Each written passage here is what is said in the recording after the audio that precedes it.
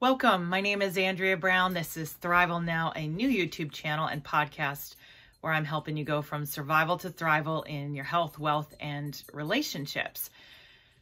So I want to share a little bit about why God commands us to rest, why rest is important, especially as Christians, and why there is even a Sabbath in the Bible, I guess, a fancy term for a rest day.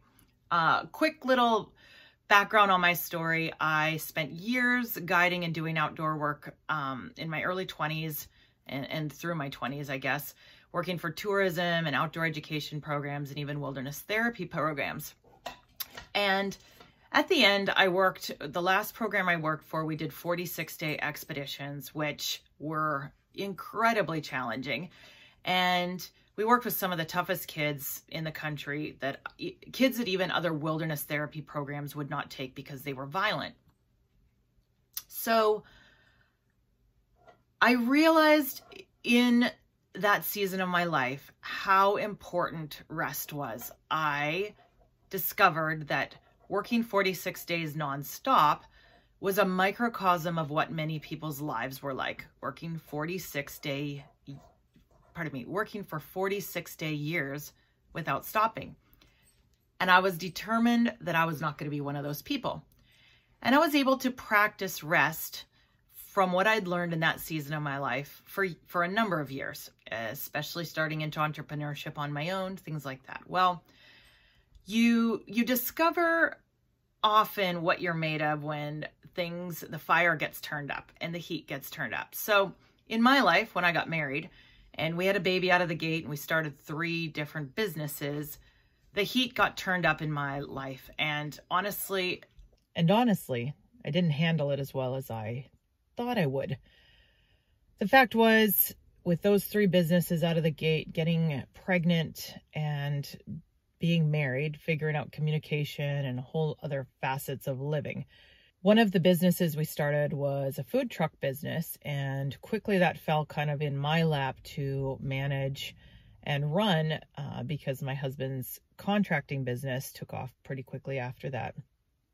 And so in the early years, we actually started with a late night food cart, and we would run that more or less downtown for the late nights on the weekends.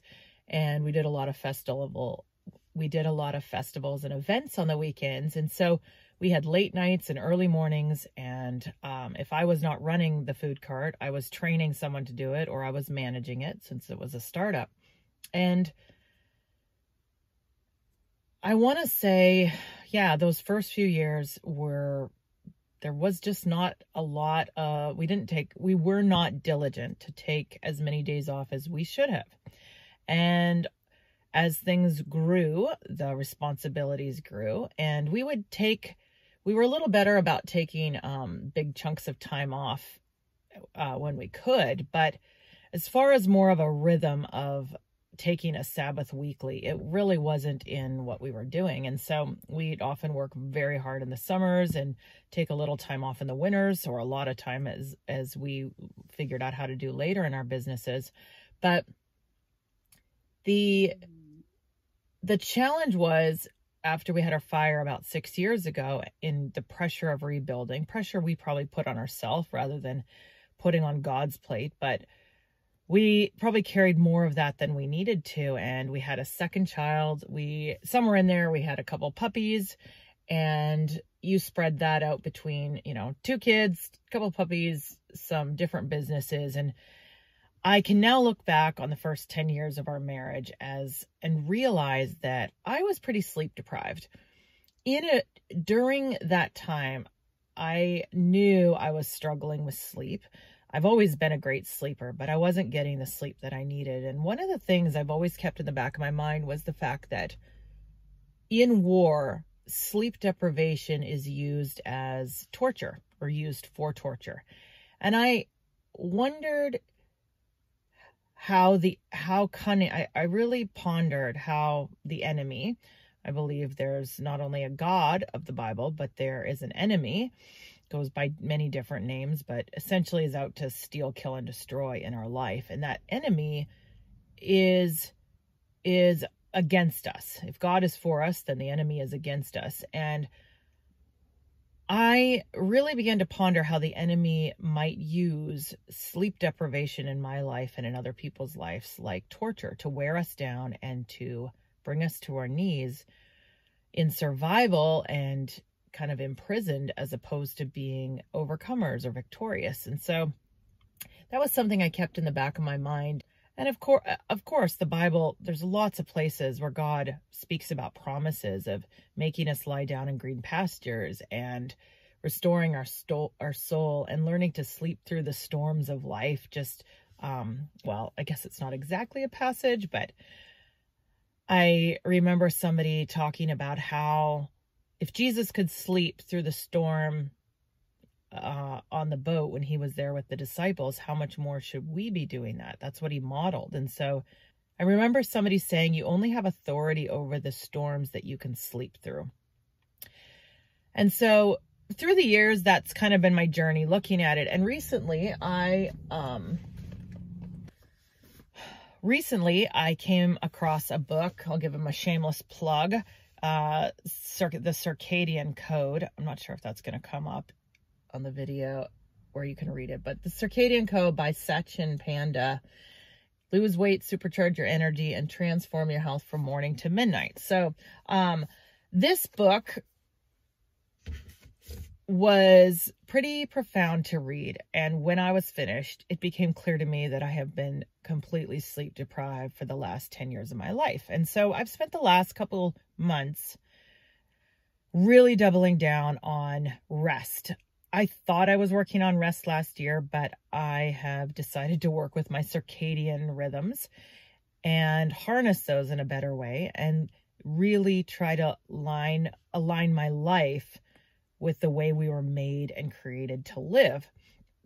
And so there's a lot of tips and strategies and some things I knew about, how melatonin is produced and how technology can inhibit that at night. And so I have minimal devices that I use for that. But there was a lot about even when stopping eating can help you go to sleep and when your digestive system is kicking on. So there was some other keys that I found, and I want to say there was probably 6 or 8 things in there that I realized that I could start applying in a different way in my life to double down on sleep. Now, this is not foreign to me. I've been working on, I've been really aware of sleep, and I've been pursuing this aspect in my life. And I think rest is something really profound. And so if you were to look at my bookshelf, you would find other books like The Sleep Revolution by Arianna Huffington, and lots of baby books on sleep for babies, The Happiest Baby on the Block. And I got another one here, Healthy Sleep Habits, Happy Child. Those were pivotal teaching my kids how to sleep. Another really amazing book, When I Relax, I Feel Guilty. So a little bit more about just general rest. And then a new one my husband got, which has also sparked some of this video, Take the Day Off by Robert Morris. I'm only into that a little bit, but I've just really been studying this. It's become kind of a theme of last year and again this year. And I'll definitely put those books in the comments or in the show notes so you can go take a look at them when you have time. But I'll tell you, if you want to live long and have not just a happy life, but a joyful life and be successful, it's really important to recognize that there's some ancient wisdoms for living that have stood the test of time. And I find it fascinating for all the books I love and how wonderful my bookshelf is and how many books I've read through the years. One of the best-selling books of all time, or let me say it this way, the greatest and best-selling book of all time every year, year after year, is simply the Bible. Since the Gutenberg press printed the first pages off the Bible, every year, without fail, to my knowledge, the Bible has been the #1 printed book in all of history. Now, of course, the New York Times won't tell you that. And there's a lot of secular sources that just eliminate the Bible off the list and list everything else. But without fail, the Bible has been at the top of that list. And I think it's been there because it is a tool for living. I love, if you don't know much about the Bible, it's made up of about 66 books, if I got that right. And it's almost like a mini library in your hands. There's books on poetry and history. There's books on, there's biographies and there are letters in there, and there's books that are prophetic and full of incredible imagery, kind of the Apocrypha, and revelations that people talk about. But there's other books that just chronicle the history of a group of people and the story of God in their life. And the lessons that you find, some of my favorite books to kind of study over and over are the ones called the wisdom books. And so there's 3 or 4 or 5 books, depending on how you count them, known as the wisdom books. And Proverbs, the book of Proverbs, is one of those. And I love reading a chapter of Proverbs every day and chewing on it, because Proverbs, the book of Proverbs, is all about exactly what I'm here sharing on a regular basis. It's about finding success in your health, wealth, and relationships. Bottom line, it's finding the good path in life, that's not always the easy one, but it's the rich path, the rewarding path in life. And the fact is, that path is not the one that most people go down.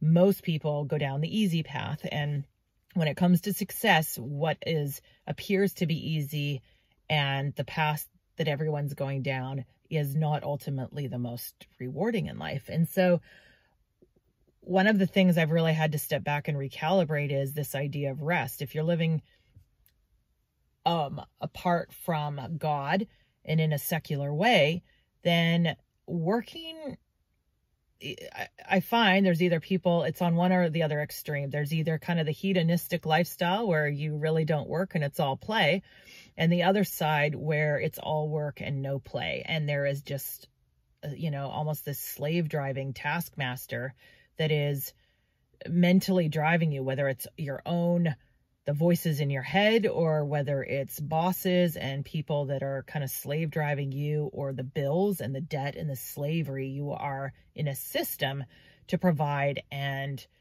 to keep up with the Joneses, or, to stay in the rat race, so to speak. And so in Take the Day Off, the author writes about living with margin, and he quotes another writer in their book on margin, called a guy named Dr. Swenson, Swenson.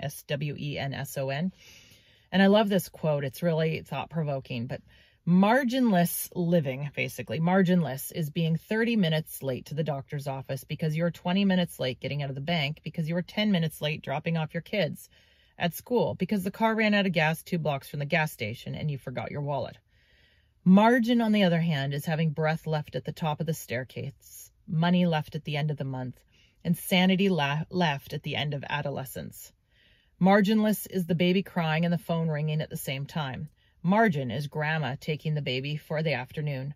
Marginless is being asked to carry a load 5 pounds heavier than you can lift. Margin is a friend to carry half the burden. Marginless is not having time to finish the book you're reading on stress. Margin is having the time to read it twice. So how do we live with more margin? It's another version of rest. Why take a day off?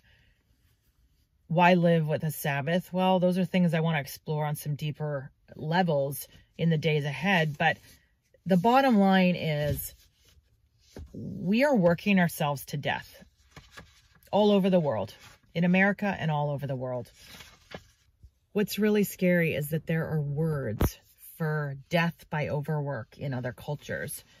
In the Chinese language, I don't know how to pronounce this, but it's gualaosi, and in Korean it's gwarosa.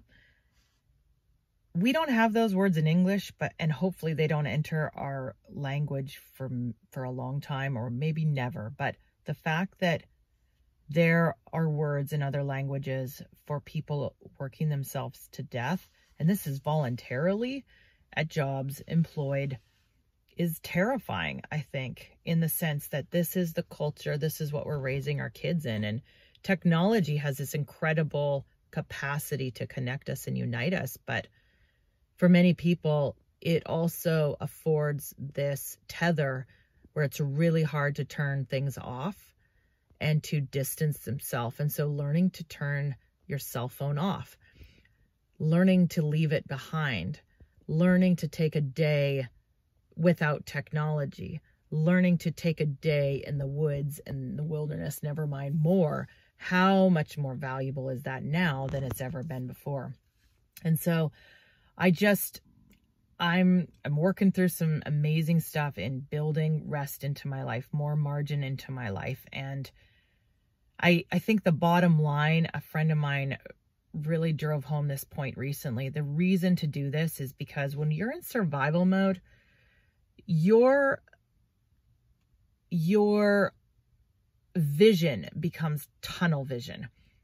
It is ultra focused on surviving to get out of that situation. And that is an incredible strategy that we're hardwired for, of this ability to focus. But when we are so focused that we cannot take a step back and see the bigger picture, that we can't find ourselves in the greatness of it all and begin to get the peripheral vision, we miss out on a lot. And I think taking rest days, forcing ourselves to rest, even when you feel like you can't rest, you don't have any way to rest, it creates this space in your life where you can shift from being ultra focused to taking in and having perspective on your situation. And when there's perspective, there's an incredible ability to get creative and see new possibilities and dream and imagine and connect with other people. And I love the ability, the capacity we have to focus on things and eliminate distractions and zero in on something. And there are times that extreme focus is what we need. But we also need to live in such a way that we can take it all in, and we can look for possibility, and we can dream, and we can imagine. Because if we can't, we can never change our future. And so I admonish you. It's a pretty strong word, I think, but more than encourage, I mean, I challenge you and I provoke you. If you're on this channel and you're here for any amount of time, or you've stumbled on this video and this resonates with you, you have to find a way to rest. And learning to do that in the intensity, and like, you have to learn it wherever you're at. It's never going to get easier. It's never going to get easier to learn how to rest. It's never going to get any easier to learn how to take a day off, or to get off the clock, or to I don't think letting your guard down is the right word, but finding and choosing to access peace.